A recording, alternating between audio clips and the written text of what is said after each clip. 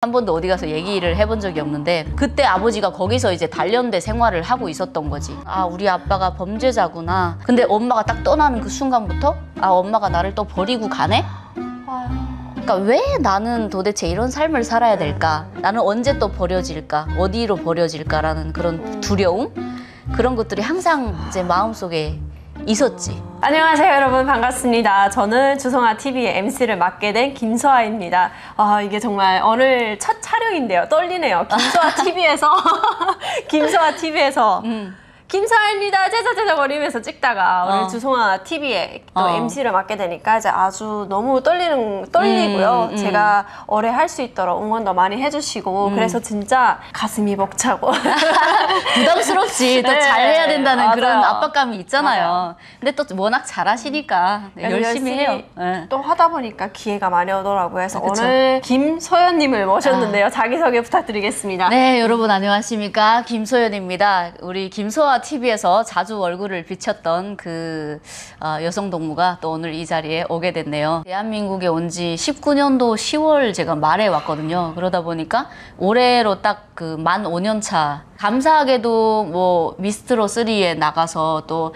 많은 국민들의 사랑을 또 받게 됐고 하면서 그냥 열심히 달려왔구나 라는 생각이 들더라고요. 요즘은 그냥 강의도 하고 또 노래 뭐 공연도 하고 있고 이렇게 활동을 하고 있습니다. 그럼 이제 시청자분들도 이쯤에서 네. 이제 저희가 이제 수다를 막 떠니까 이제 궁금하실 것 같아요. 이제 네. 탈북 스토리. 네, 일단 네. 탈북 스토리가 뭐 제가 다른 채널 나가서도 얘기하고 또 제 채널에서도 얘기를 했지만 그 어떻게 그걸 다 얘기를 하겠어요. 그거 하나 하자면 진짜 3박 4일 동안 짜장면 시켜놓고 계속 입을 털어야지만 다 얘기를 할 수 있을 정도인데 아무튼 저는 솔직히 탈북하기 전과 후의 삶이 완전 그냥 그러니까 죽음을 선택했는데 그 죽음으로 인해서 완전 다른 천국이 차려졌다 이렇게 봐도 과언이 아닐 정도로 솔직히 뭐 북한에서 꽃제비란 말 많이 하잖아요. 꽃제비는 아니었지만 또 꽃제비 같은 삶을 살았어요. 꽃제비가 네. 또 이제 우리나라로 말하면 노숙자들. 그렇죠, 그렇죠, 그렇죠. 뭐 노숙자, 거지 뭐 이런 얘기를 하는데 그렇게 보는데 저는 솔직히 뭐 기억 속에 그러니까 5살쯤인가부터 기억이 나요. 제 주변에는 아무도 없고 그냥 할머니와 나만 있는 거예요. 그리고 엄마도 없고 아빠도 없었어요. 그래서 나는 그때 당시에 엄마가 어떻게 생겼는지 아빠가 어떻게 생겼는지도 모르는 상태에서 이제 그런 기억이 이제 나기 시작했지. 그러다가 어느 날 갑자기 어머니가 나타나셔가지고 장사하러 다니셨나 봐요, 그동안. 근데 이제 뭐 1년에 한 번씩 집에 오든가 이런 식으로 좀 많이 집에 안 들어오셨다 보니까 제가 그 어머니의 모습을 많이 기억을 못 했었죠. 그러다가 그때부터 제가 맡겨진 삶을 살기 시작한 거예요. 그러니까 어머니 아버지는 이미 이혼을 한 상태였고 저는 이제 외할머니랑 이제 같이 살다가 그때부터 이제 그 외가 쪽으로 해서 이렇게 쭉쭉쭉 이 집 저 집 돌아다니면서 맡겨진 삶을 살기 시작했죠. 그러니까 항상 의문점이 그거였어요. 나는 왜 엄마가 없지? 나는 왜 아빠가 없지? 이런 생각을 정말 많이 했었던 것 같아요. 어린 나이에. 그러다가 이제 친척 집에 가서 얹혀 사는데 그때 상황이 굉장히 어려웠어요. 북한이. 2000년도 딱 됐을 때였거든요. 그때 당시에 이제 아사자가 정말 많이 속출하던 시기다 보니까 정말 옆집에 가만히 있던 이제 내 식구가 막 쥐약 타서 자살해서 죽고 막 다음날 시체로 나오고 막 이런 상황 속에서 친척집들도 당연히 어렵겠잖아요. 네, 부유한 집안이 한 명도 없었어요. 그래서 그 집에서 얹혀 사는 자체가 지금은 너무 걷어주셔서 감사하지. 근데 그때는 모르니까 어린 아이다 보니까 그래서 그냥 얹혀 살면서 이제 눈칫밥도 먹고 또 사촌 언니가 있었는데 그렇게 폭행을 했어요, 저한테. 그러니까 밥 먹는데 제가 이게 항상 간증하면서 하는 얘기인데 옆에 앉아가지고 다리를 툭툭 쳐. 그러면 나는 왜 치는지 모르지. 5살, 6살밖에 안 됐는데. 그래, 그냥 먹다가 갑자기 또 치지. 이렇게 툭툭. 그러면 왜 치는지 또 모르니까 다 먹고 나서 손잡고 이제 가자. 철길로 가자. 이렇게 딱 데리고 갔는데 그때부터 이제 폭행이 시작되는 거예요. 야, 진짜 지금 생각해보면 그 언니가 한 그때 17살, 9살 정도 나이, 그러니까 어른이지. 근데 나는 어린 아이인데 왜 맞는지도 모르겠고 아무튼 겁나 이제 아프게 맞고 있었다가 왜 때려요? 왜 때리나? 내가 뭘 잘못했냐? 왕왕 울면서 이제 그랬더니 앞으로 내가 너 옆에서 밥을 먹을 때 항상 지켜볼 테니까 탁탁 치면은 1초 안에 숟가락을 내려놓지 않으면 너는 오늘처럼 맞을 것이다. 그런 일들이 계속적으로 반복적으로 되었어요. 그러니까 이게 항상 내가 먹던 양이 있는데 갑자기 못 먹게 하니까 이게 배가 채워지지 않는 거지. 그래 어느 날은 그 맞음을 각오하고 다 먹어버리고 또 가서 저녁에 또 맞고 이러면서 진짜 그 서럽게 살았다고 할까? 어렸을 때. 그러다가 한 이제 만 8살, 그러니까 10살 정도의 나이가 됐었는데 이게 제가 2살이 왔다 갔다 해요. 네, 그런데 그때 당시에 엄마가 또 나타나서 아버지 보러 가자 이렇게 얘기를 하는 거예요. 그러니까 그때 나는 아빠가 어떻게 생겼는지도 모르고 그런 나이에 와 희망이 이제 내가 꿈꾸던 그 희망이 내 앞에 이제 다가온 거지. 소원이었지. 소원이 이루어진 거지. 드디어 엄마가 가자고 한 거예요? 그렇죠. 그러니까 엄마가 12살에? 10살에, 그러니까 10살. 8살이지. 만 8살에 엄마가 데리고 간 거예요. 아빠한테.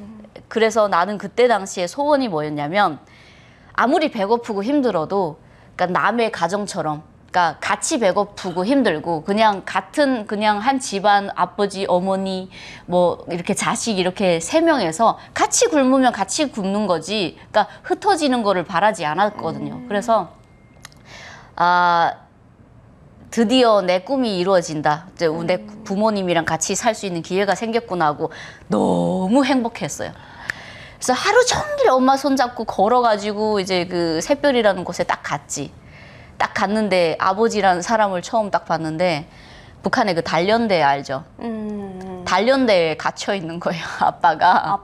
노동단련대? 네, 노동단련대. 이건 제가 한 번도 어디 가서 얘기를 해본 적이 없는데 그때 아버지가 거기서 이제 단련대 생활을 하고 있었던 거지. 그러니까 중국으로 갔다가 잡혀서 이제 거기서 이제 단련대. 육성이 됐구나. 그쵸.